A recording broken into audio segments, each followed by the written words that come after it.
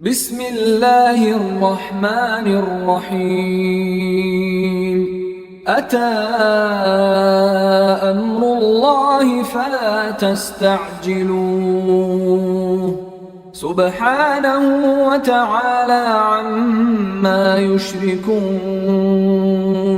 ينزل الملائكة بالروح من أمره على من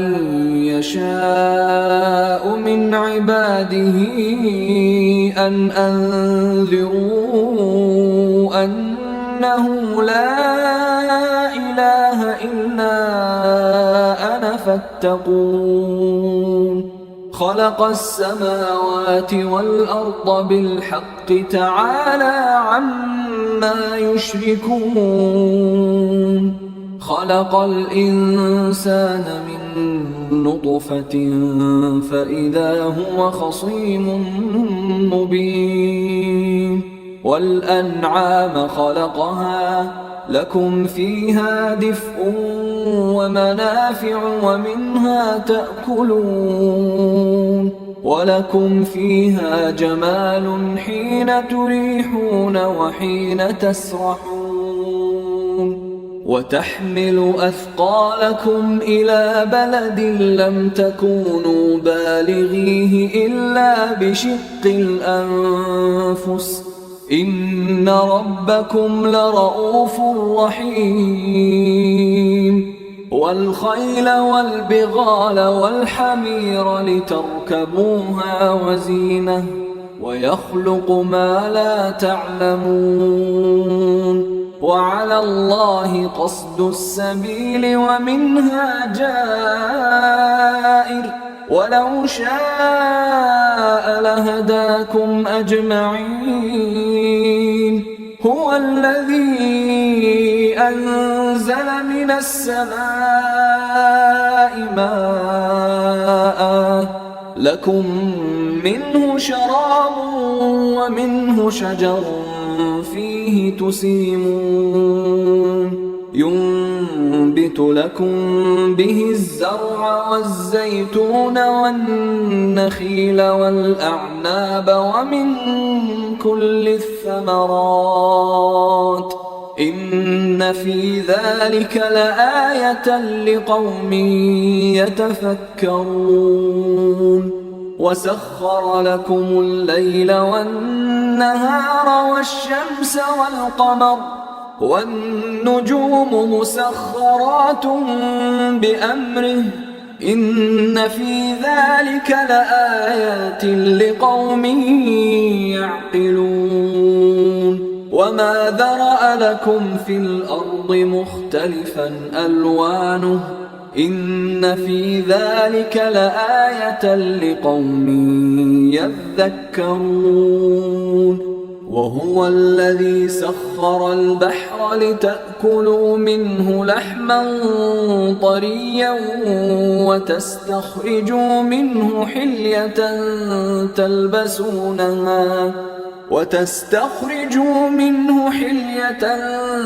تلبسونها وترى الفلك مواخر فيه ولتبتغوا من فضله ولعلكم تشكرون وألقى في الأرض رواسي أن تميد بكم وأنهارا وسبلا لعلكم تهتدون وعلامات وبالنجم هم يهتدون أفمن يخلق كمن لا يخلق أفلا تذكرون وإن تعدوا نعمة الله لا تحصوها إن الله لغفور رحيم والله يعلم ما تسرون وما تعلنون والذين يدعون من دون الله لا يخلقون شيئا وهم يخلقون أموات غير أحياء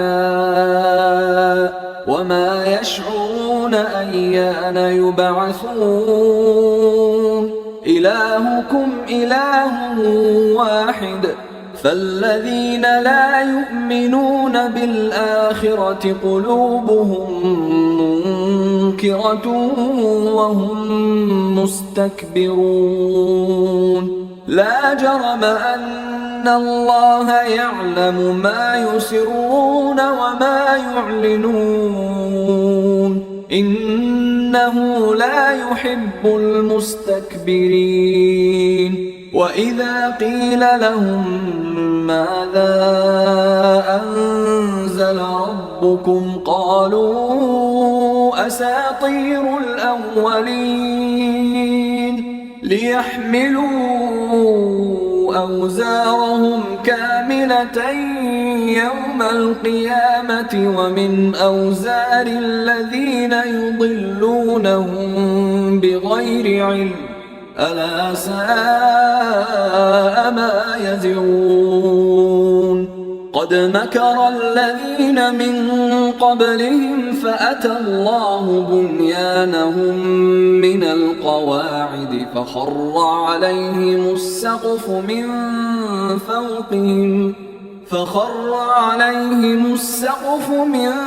فوقهم وأتاهم العذاب من حيث لا يشعرون ثم يوم القيامة يخزيهم ويقول أين شركائي الذين كنتم تشاقون فيهم قال الذين أوتوا العلم إن الخزي اليوم والسوء على الكافرين الذين تتوفاهم الملائكة ظالمي أنفسهم فألقوا السلم ما كنا نعمل من سوء بلى إن الله عليم بما كنتم تعملون فادخلوا أبواب جهنم خالدين فيها فلبئس مثوى المتكبرين وقيل للذين اتقوا ماذا أنزل ربكم قالوا خيرا للذين أحسنوا في هذه الدنيا حسنة ولدار الآخرة خير ولنعم دار المتقين جنات عدن يدخلونها تجري من تحتها الأنهار لهم فيها ما يشاءون كذلك يجزي الله المتقين الذين تتوفاهم الملائكة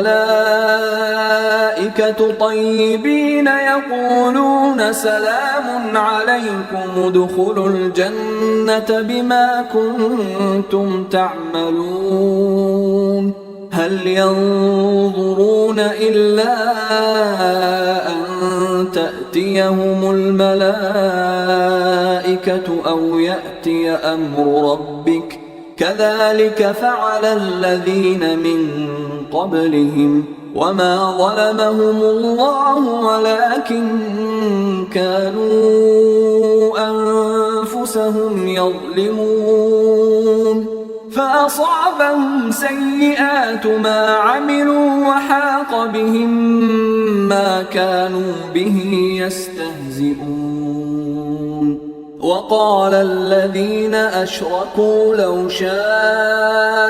الله ما عبدنا من دونه من شيء نحن ولا آباؤنا ولا حرمنا من دونه من شيء كذلك فعل الذين من قبلهم فهل على الرسل إلا البلاغ المبين ولقد بعثنا في كل أمة رسولا أن اعبدوا الله واجتنبوا الطاغوت فمنهم من هدى الله ومنهم من حقت عليه الضلالة فسيروا في الأرض فانظروا كيف كان عاقبة المكذبين إن تحرص على هداهم فإن الله لا يهدي من يضل وما لهم من ناصرين وأقسموا بالله جهد أيمانهم لا يبعث الله من يموت بلى وعدا عليه حقا ولكن أكثر الناس لا يعلمون ليبين لهم الذي يختلفون فيه وليعلم الذين كفروا أنهم كانوا كاذبين إنما قولنا لشيء إذا أردناه أن نقول له كن فيكون والذين هاجروا في الله من بعد ما ظلموا لنبوئنهم في الدنيا حسنة ولأجر الآخرة أكبر لو كانوا يعلمون الذين صبروا وعلى ربهم يتوكلون وما أرسلنا من قبلك إلا رجالا نوحي إليهم فاسألوا أهل الذكر إن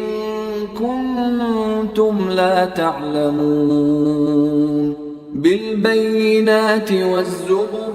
وأنزلنا إليك الذكر لتبين للناس ما نزل إليهم ولعلهم يتفكرون أفأمن الذين مكروا السيئات أن يخسف الله بهم الأرض أو يأتيهم العذاب من حيث لا يشعرون أو يأخذهم في تقلبهم فما هم بمعجزين أو يأخذهم على تخوف فإن ربكم لرؤوف رحيم أولم يروا إلى ما خلق الله من شيء يتفيأ ظلاله عن اليمين والشمائل سجدا لله وهم داخرون ولله يسجد ما في السماوات وما في الأرض من دابة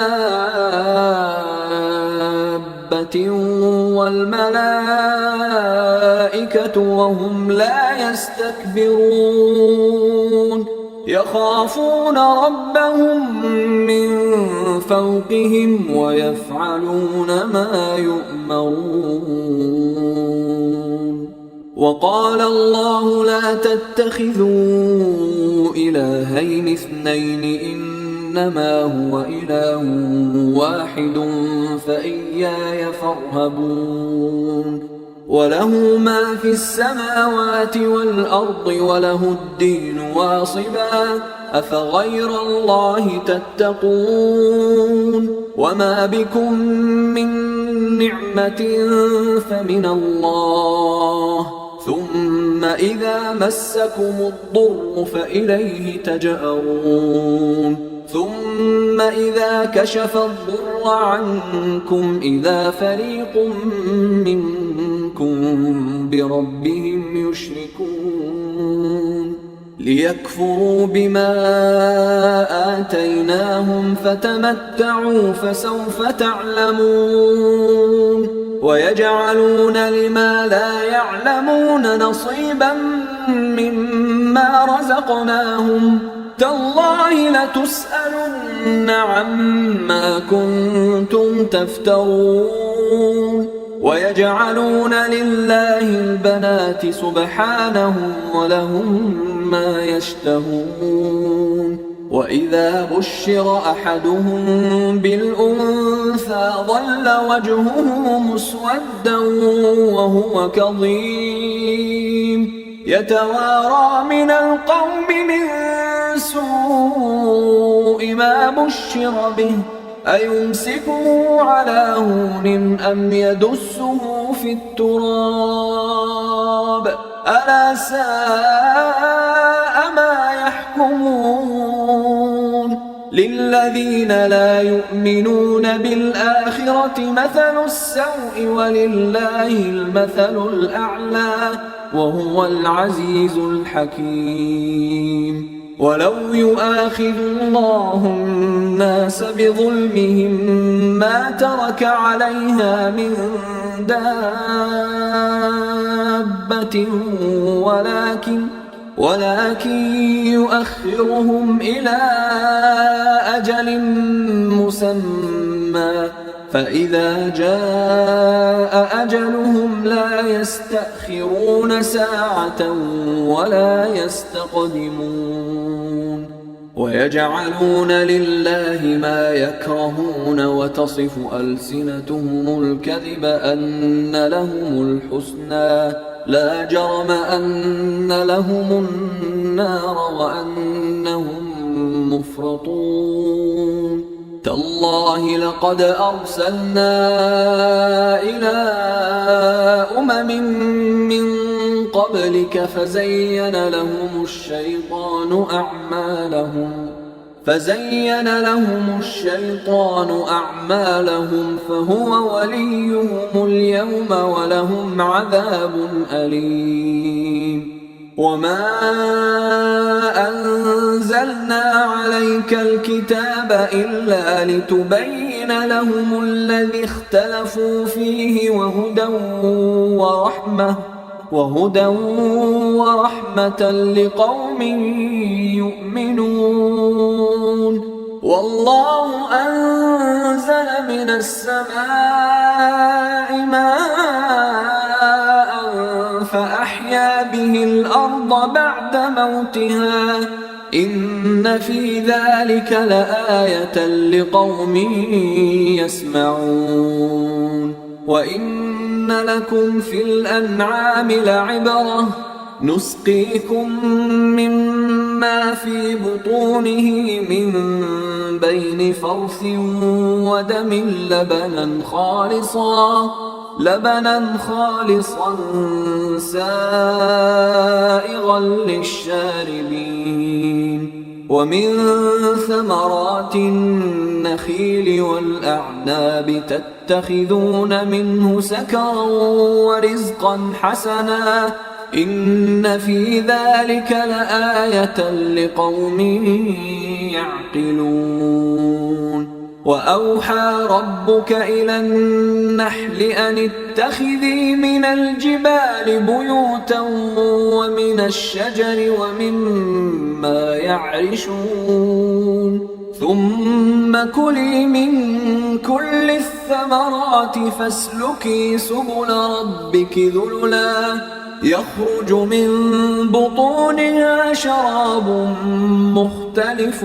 ألوانه فيه شفاء للناس إن في ذلك لآية لقوم يتفكرون والله خلقكم ثم يتوفاكم ومنكم من يرد إلى أرذل العمر لكي لا يعلم بعد علم شيئا إن الله عليم قدير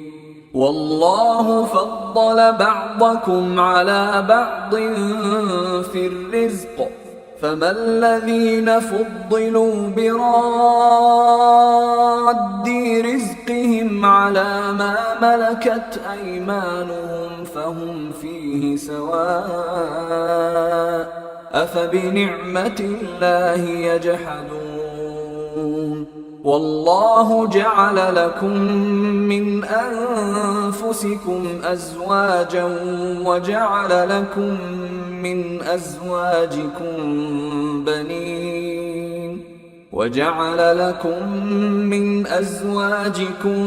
بنين وحفدة ورزقكم من الطيبات أفبالباطل يؤمنون وبنعمة الله هم يكفرون ويعبدون من دون الله ما لا يملك لهم رزقا من السماوات والأرض شيئا ولا يستطيعون فلا تضربوا لله الأمثال إن الله يعلم وأنتم لا تعلمون ضرب الله مثلا عبدا مملوكا لا يقدر على شيء ومن رزقناه منا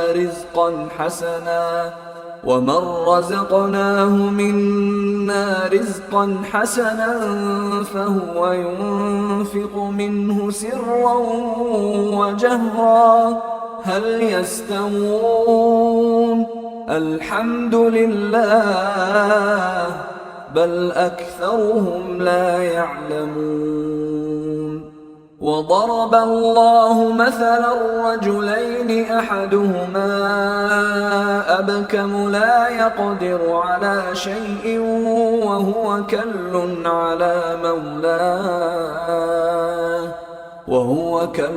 على مولاه أينما يوجهه لا يأت بخير هل يستوي هو ومن يأمر بالعدل وهو على صراط مستقيم ولله غيب السماوات والأرض وما أمر الساعة إلا كلمح البصر أو هو أقرب إن الله على كل شيء قدير والله أخرجكم من بطون أمهاتكم لا تعلمون شيئا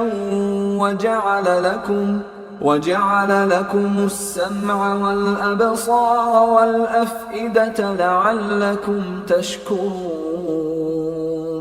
ألم يروا إلى الطير مسخرات في جو السماء ما يمسكهن إلا الله إن في ذلك لآيات لقوم يؤمنون والله جعل لكم من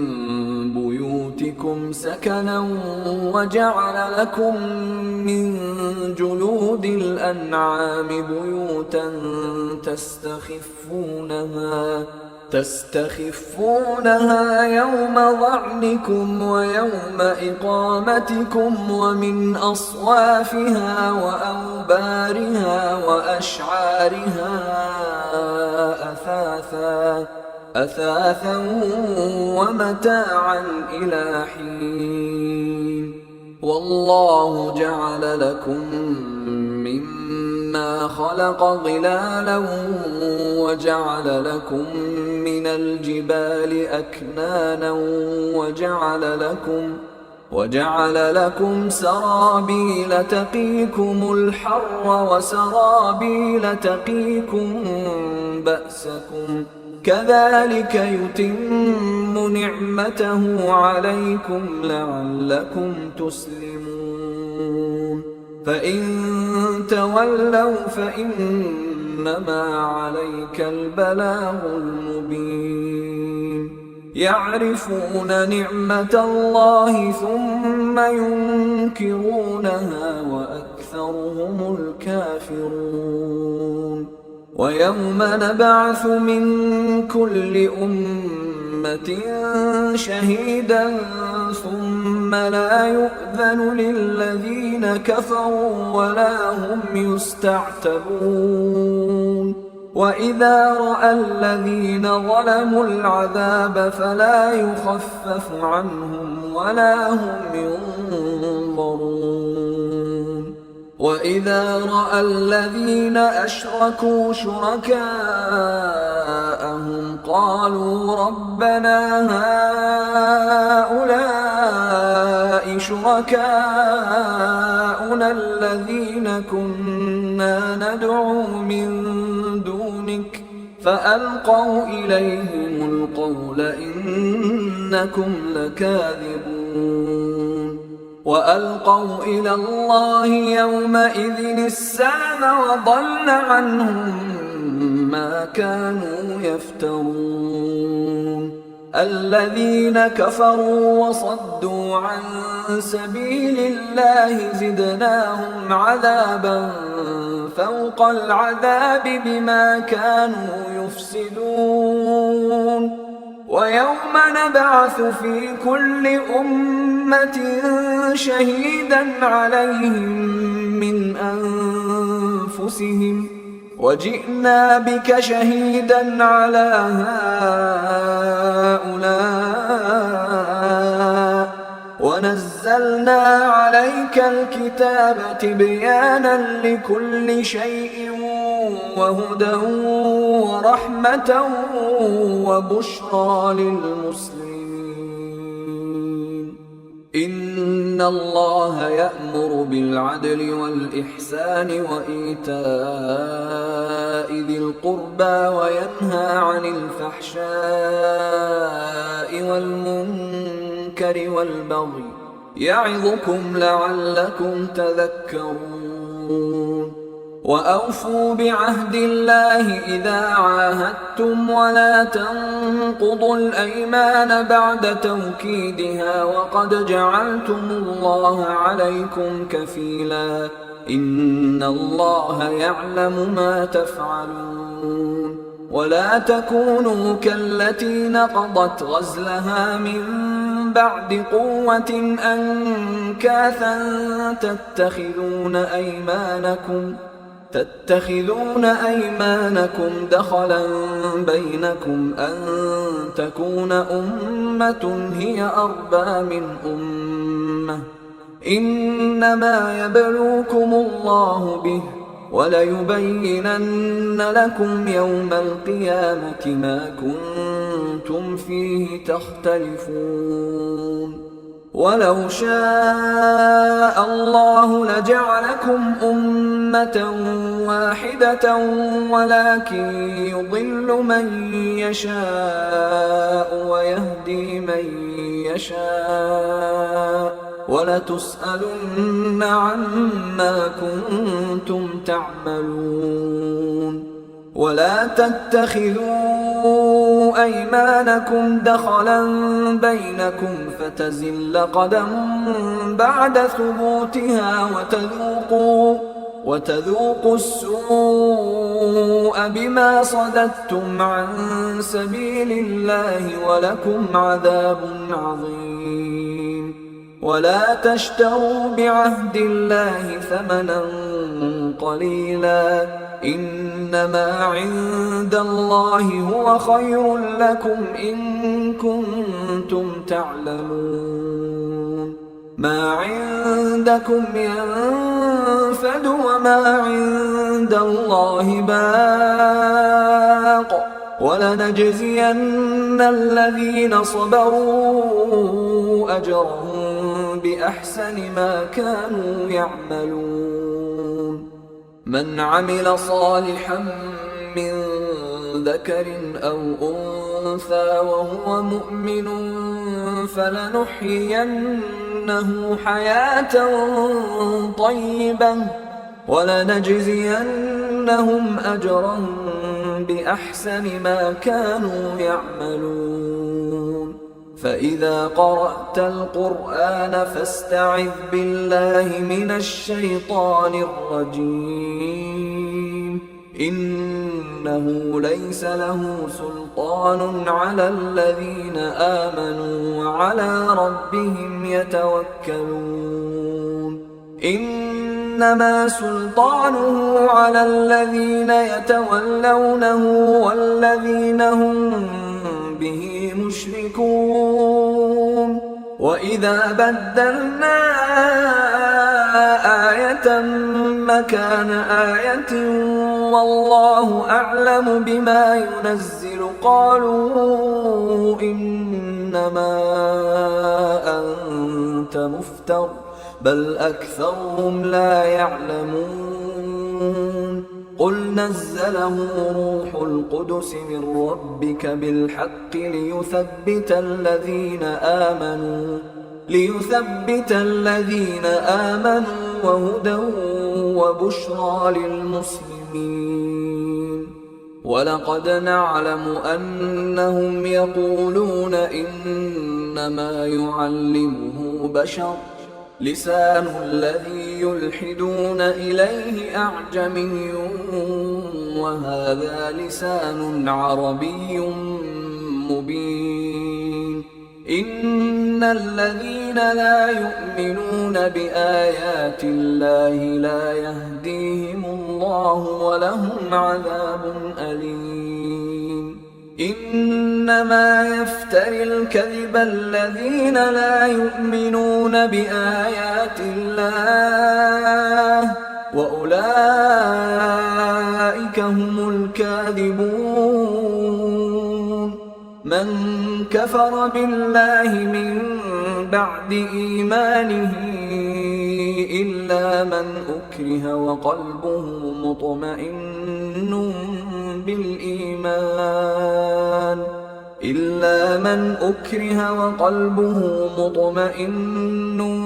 بالإيمان ولكن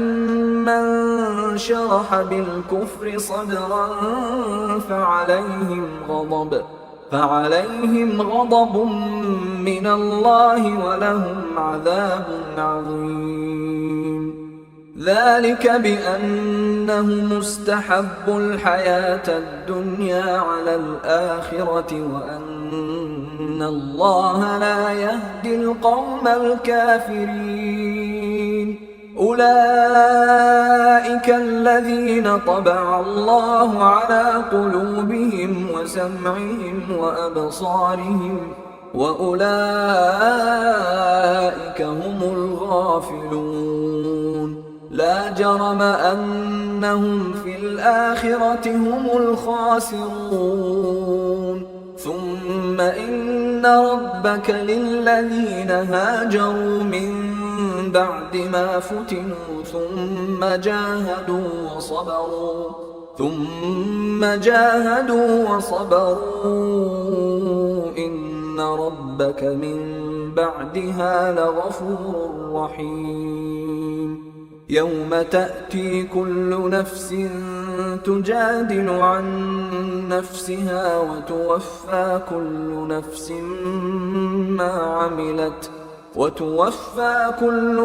ما عملت وهم لا يظلمون وضرب الله مثلا قرية كانت آمنة مطمئنة يأتيها رزقها رغدا من كل مكان فكفرت بأنعم الله فأذاقها الله لباس الجوع والخوف بما كانوا يصنعون ولقد جاءهم رسول منهم فكذبوه فأخذهم العذاب وهم ظالمون فكلوا مما رزقكم الله حلالا طيبا واشكروا نعمة الله إن كنتم إياه تعبدون إن إنما حرم عليكم الميتة والدم ولحم الخنزير وما أهل لغير الله به، فمن اضطر غير باغ ولا عاد فإن الله غفور رحيم. ولا تقولوا لما تصف ألسنتكم الكذب هذا حلال وهذا حرام لتفتروا على الله الكذب، إن الذين يفترون على الله الكذب لا يفلحون. متاع قليل ولهم عذاب أليم. وعلى الذين هادوا حرمنا ما قصصنا عليك من قبل وما ظلمناهم ولكن كانوا أنفسهم يظلمون. ثم إن ربك للذين عملوا السوء بجهالة ثم تابوا من بعد ذلك وأصلحوا إن ربك من بعدها لغفور رحيم. إن إبراهيم كان أمة قانتا لله حنيفا ولم يك من المشركين، شاكرا لأنعمه اجتباه وهداه إلى صراط مستقيم. وآتيناه في الدنيا حسنة وإنه في الآخرة لمن الصالحين. ثم أوحينا إليك أن اتبع ملة إبراهيم حنيفا وما كان من المشركين.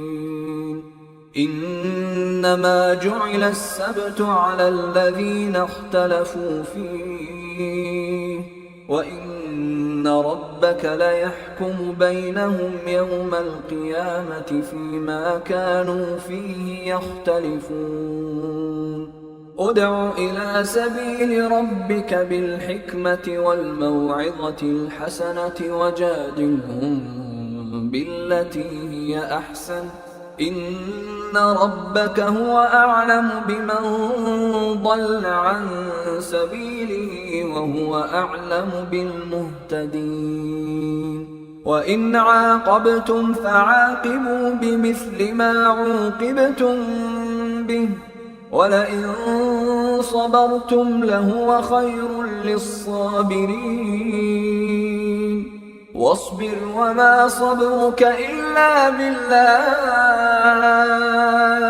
ولا تحزن عليهم ولا تك في ضيق مما يمكرون.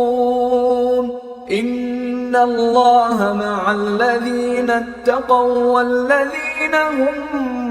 محسنون. أيها الإخوة الكرام، نذكركم بأن حقوق الطبع والتوزيع محفوظة، والسلام عليكم ورحمة الله وبركاته.